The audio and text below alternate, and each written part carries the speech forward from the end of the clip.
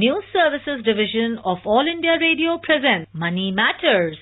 देश और लोगों के वित्त और अर्थव्यवस्था से जुड़ा कार्यक्रम About savings, investments, borrowings and taxations. Hindi और इंग्लिश में सीधा प्रसारण On our digital platforms. सुनना ना भूलें हर रोज शाम 4:05 से 4:30 तक. Money Matters.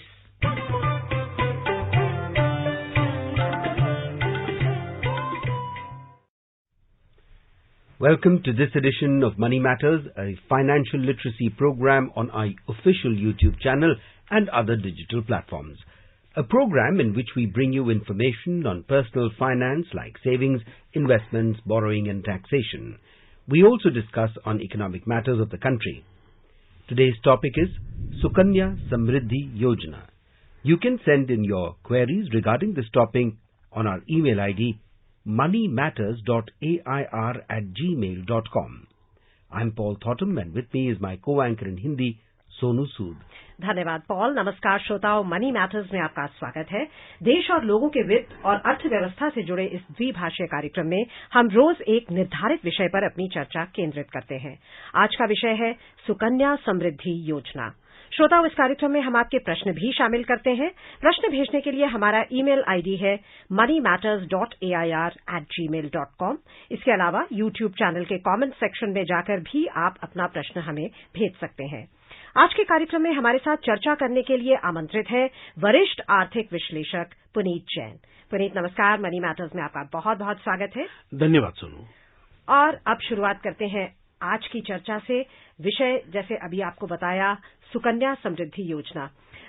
पुनीत, सुकन्या समृद्धि योजना एक स्मॉल सेविंग स्कीम जो 2014 में शुरू की गई। आप हमारे श्रोताओं को बताएं कि इसके पीछे परम उद्देश्य क्या है और क्या इसके अहम पहलू हैं।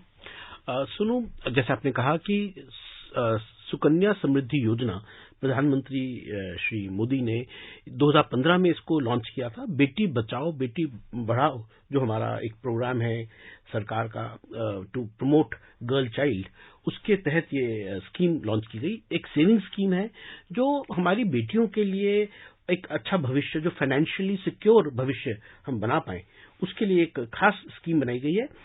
जैसे नाम इसका सजेस्ट करता है, ये स्कीम गर्ल चाइल्ड के लिए यानी अपनी बेटियों के लिए हमारे बहुत लाभकारी है और उन्हीं के लिए बनाई गई है। इसका जो मुख्य कई फायदे हैं। जो मुख्य फायदा वो ये है कि एक तो इंटरेस्ट रेट इसमें सरकार देती है, वो बेस्ट इंटरेस्ट रेट है किसी भी स्मॉल सेविंग स्कीम से, यानी पीपीएफ से भी इसमें करीब 0.5% इसका इंटरेस्ट रेट ज्यादा रहता है। और ये स्कीम आप अपनी बेटियों के लिए हम खोल सकते हैं उनके जन्म के समय से लेके उनके 10 वर्ष तक। जब वो 10 वर्ष की होती हैं उस टाइम में हम ये अकाउंट खोल सकते हैं। और इसका जो टेन्योर है वो 21 वर्ष का है। वैसे 21 वर्ष की स्कीम है। या अगर वो उनकी, या ये पैसा जो है वो बेसिकली उनकी हायर एजुकेशन के लिए या उनकी शादी के लिए आप पैसा विड्रॉ कर सकते हैं जब उनके ऐसा जरूरत हो। तो इन सब जरूरतों को देखते हुए कि बेटियों के लिए हमें एक लॉन्ग टेन्योर इंटरेस्ट स्कीम चाहिए जिसमें अच्छा इंटरेस्ट रेट हो और उनकी जो खास जरूरत है शादी की और पढ़ाई की, ये वो जरूरतें पूरी हो सके, उसके लिए खास स्कीम बनाई गई। पुनीत, इनफैक्ट भारतीय परिवेश में देखा जाए तो अक्सर ये एक ऑब्जर्वेशन रहती है कि जो लड़के हैं या बॉयज हैं उनको ज्यादा प्रेफरेंस दी जाती है और जो कन्याएं हैं उनका उतना ध्यान नहीं रखा जाता। शायद ऐसे सारे परिवारों में ऐसा नहीं होता होगा और काफी बदलाव आ रहा है, लेकिन सोशल जो हमारा स्ट्रक्चर है उसमें डेफिनेटली ये एक जेंडर डिस्पैरिटी है। सो उस दिशा में क्या फायदा होगा जो कन्याएं हैं उनके लिए?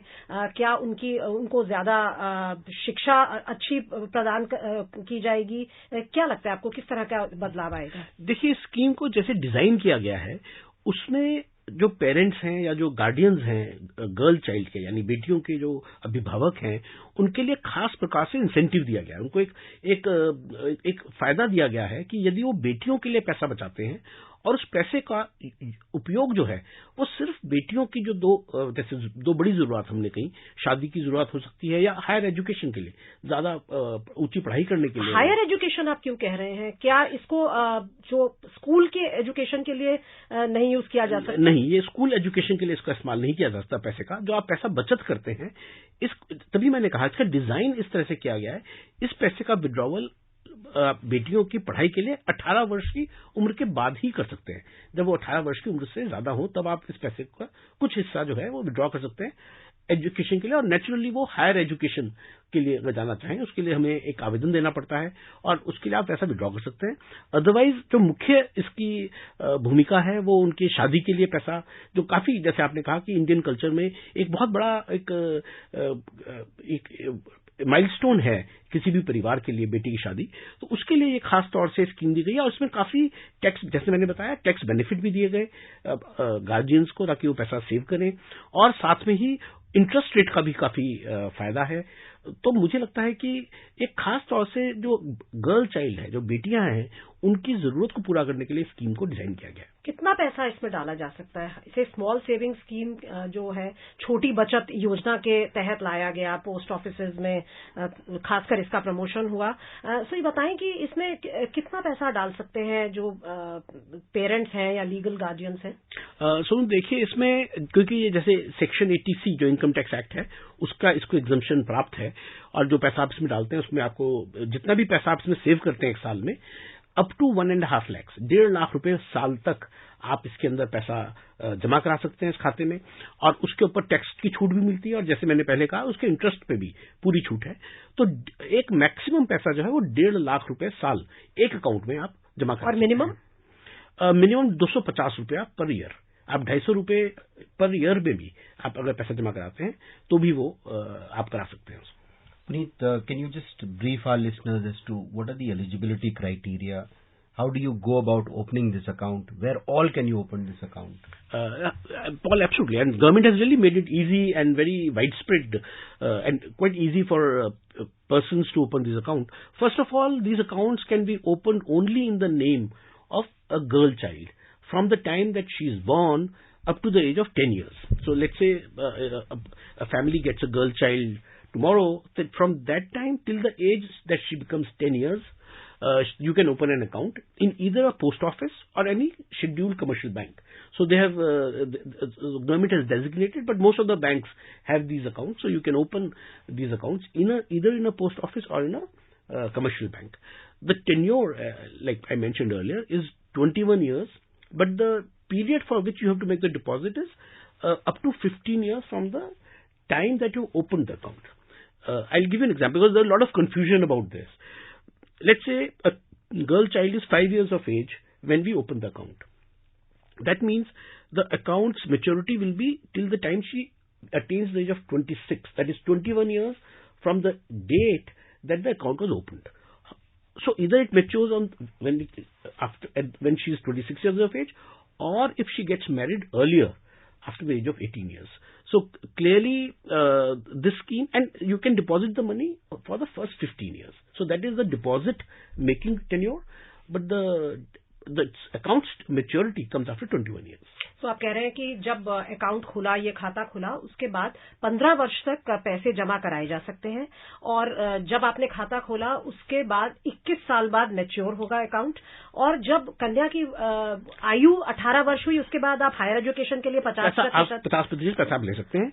और यदि कन्या की शादी हो जाती है 18 साल के बाद, तो वो अकाउंट मैच्योर होकर के जितना भी पैसा अकाउंट में ब्याज के साथ, चाहे वो 21 साल पूरे हुए हो या ना हुए, एब्सोल्युटली, वो 21 साल से पहले भी यदि शादी होती है, and the girl has attained age of 18, then you can mature and get the money. So Puneet, if let's say that I decided that I'll open an FD or a recurring deposit, and so I have an FD, recurring deposit, or a PPF and Sukanya. Okay. So which of these can you just compare all of them and tell us? Very interesting. I think it's a very, very relevant question, because people will get confused between choosing between the first and the other.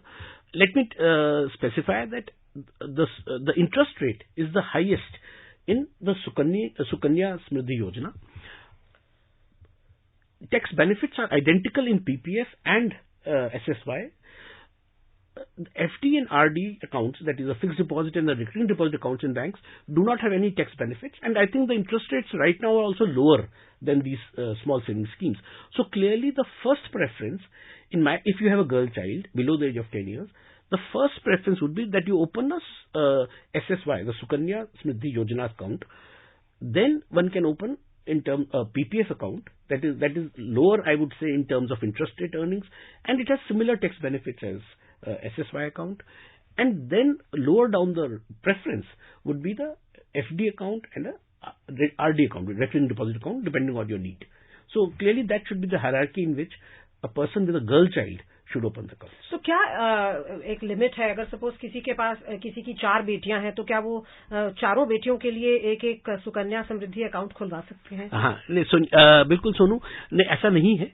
सरकार ने ये सुविधा सिर्फ 2 accounts के लिए दी है। यदि एक परिवार में अप टू 2 गर्ल चाइल्ड हैं या 2 बेटियां हैं, तो आप 2 बेटियों के लिए 2 अकाउंट आप अलग अलग अकाउंट खोल सकते हैं, और एक नाम में भी आप एक से ज्यादा अकाउंट नहीं खोल सकते। ऐसा नहीं मैं कर सकता कि मेरी एक बेटी है और उसके नाम से मैं 2 जगह वो अकाउंट खोलूं। मैं एक ही जगह अकाउंट खोल सकता हूं, लेकिन 2 मेंबर्स के लिए, 2 बेटियों के लिए ये सुविधा है।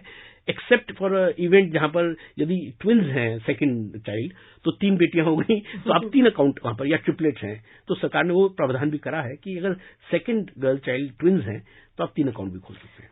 And in terms of documents कितना ये कॉम्प्लिकेटेड है? बहुत आसान है। देखिए, जब अकाउंट ये खोलना होता है तो जो नॉर्मल KYC के लिए आप जो गार्डियंस हैं या पेरेंट्स हैं वो अकाउंट देते हैं, और साथ में गर्ल की बर्थ सर्टिफिकेट देना होता है, क्योंकि इसमें प्रोविजन है कि 10 इयर्स ऑफ एज तक ही ये अकाउंट खोल सकते हैं। मैं इसको अंडरलाइन करना चाहता हूं कि जिनकी बेटियां हैं और वो भी 10 वर्ष से उनकी उम्र नहीं हुई है, उनके लिए उनको जल्द से जल्द ये अकाउंट खोलना चाहिए अपनी बेटियों के लिए। But if I have 3 daughters, as an expert, what do you suggest? 2 के लिए तो I have decided to open the Sukanya account, which is a difficult task to do. Which one to do it for?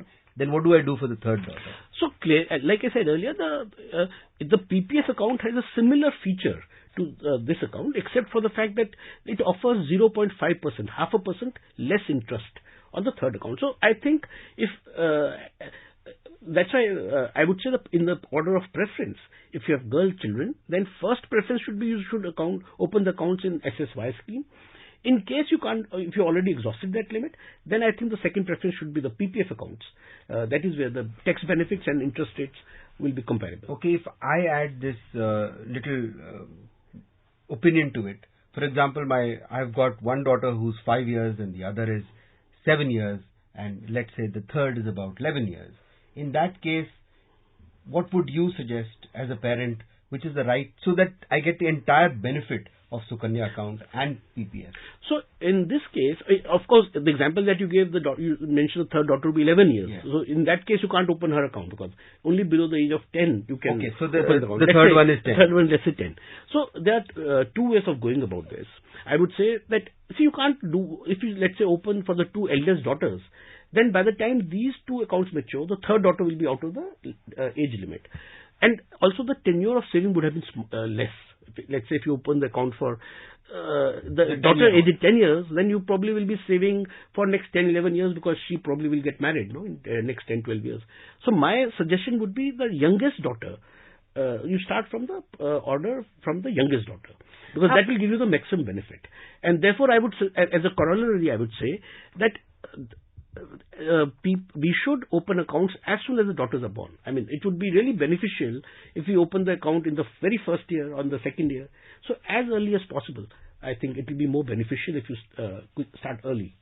Puneet, हमेशा हम थोड़ा सा एक negative aspect भी discuss करते हैं। यदि किसी वजह से हमारी पुत्री, जिसका हमने सुकन्या समृद्धि खाता खुलवाया हुआ है, या तो वो कोई क्रिटिकल इलनेस से सफर करने लगती हैं या उनकी मृत्यु हो जाती है, ऐसी अवस्था में क्या होता है जो पैसा वहां पर जमा है? सुनो, ऐसी अवस्था में in the event of death of the account holder, जो पैसा है वो अकाउंट में क्लोज हो जाता है और जो पैसा है वो जो गार्डियंस या जो पेरेंट्स हैं उनको विद इंटरेस्ट पूरा दे दिया जाता है।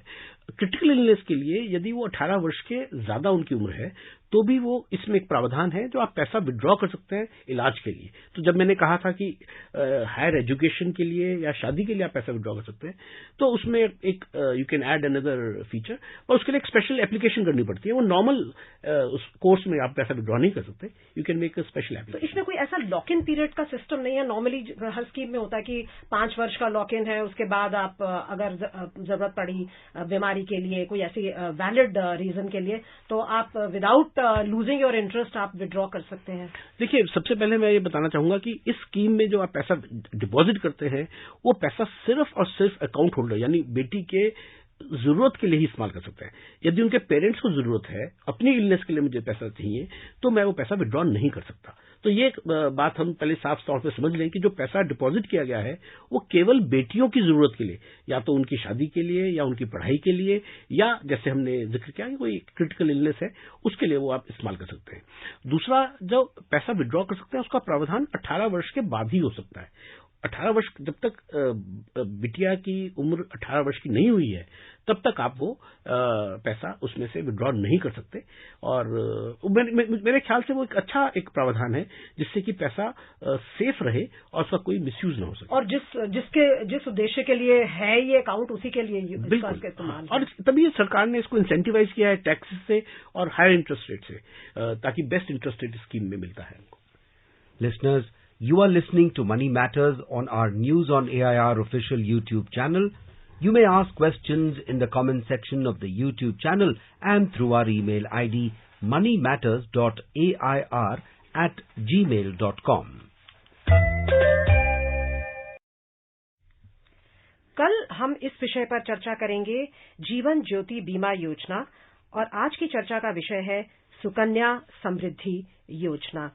आपसे जानना चाहेंगे कि शादी और हायर एजुकेशन, ये दो मेन पर्पस आप बता रहे हैं इस योजना के हैं, लेकिन अगर 18 वर्ष की उम्र से पहले कुछ ऐसी फाइनेंशियल डिफिकल्टी आ जाती है पेरेंट्स को, तो अगर वो पैसा लेते हैं, वापस निकालना चाहते हैं, आवेदन देते हैं, तो फिर उनको शायद वो इंटरेस्ट रेट नहीं मिलेगा जो Sukanya normal savings interest rate तो मिलेगा जो पोस्ट ऑफिस का 4%। सोनू, 18 वर्ष से पहले की उम्र का से पैसा विड्रॉ करने का कोई प्रावधान नहीं है। वो लॉक इन एक फिक्स्ड है।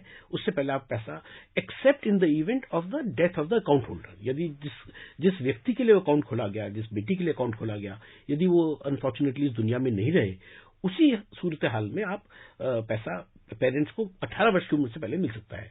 अदरवाइज वो 18 वर्ष से पहले के से आप पैसा विड्रॉ नहीं कर सकते उसके अंदर।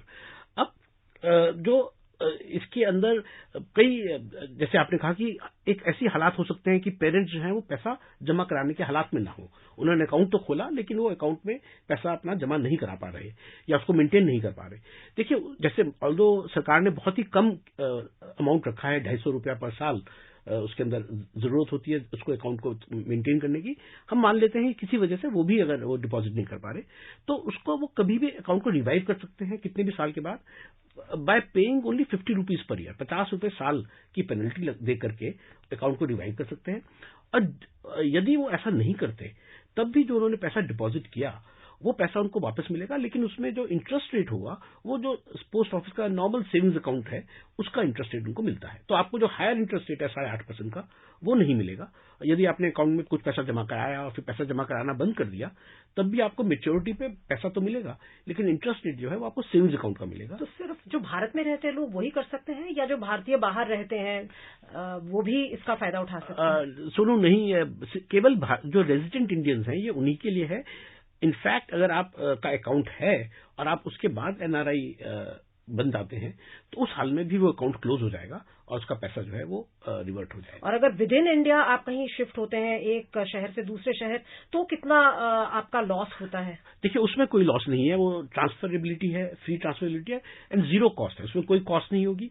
आप किसी बैंक से दूसरे बैंक में भी वो ट्रांसफर कर सकते हैं या पोस्ट ऑफिस से बैंक में कर सकते हैं। दैट इज उसका कोई भी असर आपके सेविंग्स पर नहीं पड़ेगा। Puneet, you said that we can open this account in post office or any banks. So is there Is there any kind of availability of a better interest if I open it in a particular bank? No, this is the interest rate which is specified by Government of India. They have specified that this interest rate will be 0.75%, and in fact they do it every quarter. So although this interest rate changes every time, but government notifies the interest rate, and it is same for every bank, every post office. So it doesn't matter where you open the account. And so they are just the facilitators. They are just a facilitator, and they hold that money on behalf of the account holder. Okay, then what in the what is the safety aspect of my account? How safe is it? This is 100% safe because this amount is guaranteed by Government of India. In fact, all the small savings accounts are guaranteed by Government of India, and therefore there is absolutely no risk. It is 100% safe money as far as depositors are concerned. In fact हम अपने श्रोताओं को बता दें कि क्या नियम है, क्या सारी शर्तें हैं इस स्कीम की, सुकन्या समृद्धि योजना। उसको अगर बारीकी से जानना चाहें तो इस वेबसाइट पर जा सकते हैं www.nsiindia.gov.in। अलग अलग बैंक्स की बात करी पॉल ने। क्या अलग अलग बैंक्स के कुछ नियम इस योजना को लेकर, क्या उनमें कुछ डिफरेंस है? जो मिनिमम अमाउंट आप कह रहे हैं 250 रुपए, क्या कुछ ऐसे भी बैंक्स हैं जो कहते हैं कि 250 से ज्यादा होना चाहिए? नहीं सोनू, ये क्योंकि गवर्नमेंट नोटिफाइड स्कीम है तो सब बैंक्स को एक ही रूल्स एंड रेगुलेशन फॉलो करना होता है। तो 250 रुपया जो मिनिमम सब्सक्रिप्शन पर एनम है वो सभी के लिए एप्लीकेबल है। देखिए, बैंक्स एक प्रकार से सभी, जहां तक इंटरेस्ट का सवाल है या रूल्स का सवाल है, वो तो सिमिलर है। आपको सुविधा हो सकती है किसी बैंक में आपने ऑनलाइन डिपॉजिट करते हैं, आप किसी बैंक के साथ या किसी पोस्ट ऑफिस आपके करीब है, सिर्फ इतनी सुविधा के लिए आपके पास, या ब्रांच नेटवर्क किसी का ज्यादा है तो आप ज्यादा, आपके पास सुविधाजनक है ये आपके अकाउंट खोलना।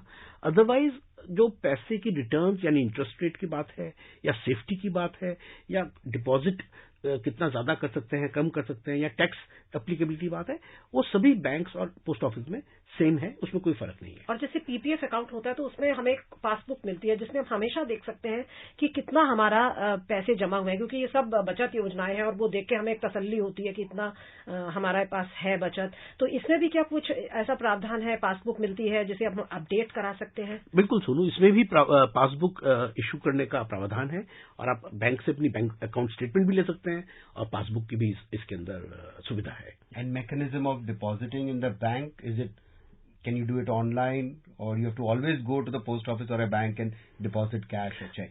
So most banks which have online banking facility, you can easily deposit it. Just like PPF, we transfer money from one account, from a savings account to the PPF account.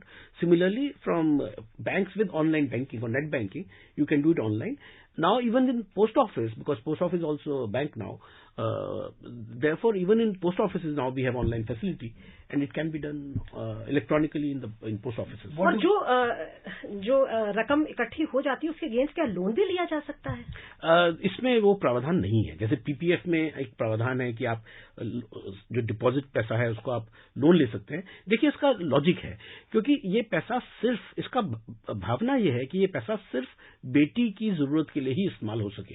यदि इसमें loan का provision हो तो ऐसा possibility है कि वो misuse हो सके उस पैसे का, वो पैसा आप कहीं और इस्तेमाल करें, तो इसमें लोन की फैसिलिटी इसमें नहीं है। इनफैक्ट जो हायर एजुकेशन का बता रहे थे उसमें भी शायद मैंने कहीं पढ़ा था कि आपको फीस स्लिप देनी पड़ती है, आपको इनफैक्ट आपको एडमिशन का लेटर देना पड़ता है। जहां एडमिशन हुआ है और वहां क्या फीस है, वहां पर क्या जरूरत है, वो आपको एप्लीकेशन में अपना मेंशन करना पड़ता है, जिससे कि आप उसका मिसयूज पैसे का किसी और चीज के लिए आप इस्तेमाल नहीं कर सकते।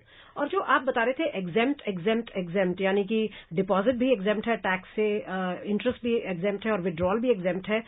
ये सुविधा अगर आप 2 बेटियों के अकाउंट्स खुलवाते हैं तो क्या वो 1.5 लाख तक ही सीमित रहती है? देखिए, दोनों का मिलाकर के 1.5 लाख तक सीमित रहेगी। हालांकि आप हर अकाउंट में 1.5 लाख रुपए तक जमा करा सकते हैं, लेकिन जो डिपॉजिट करवा रहे हैं यदि फादर हैं तो वो दोनों का मिलाकर के टोटल अमाउंट है वो 1.5 लाख, बिकॉज वो section 80C income tax act है, उसमें आपको मैक्सिमम एग्जम्पशन 1.5 लाख तक की ही मिलती है।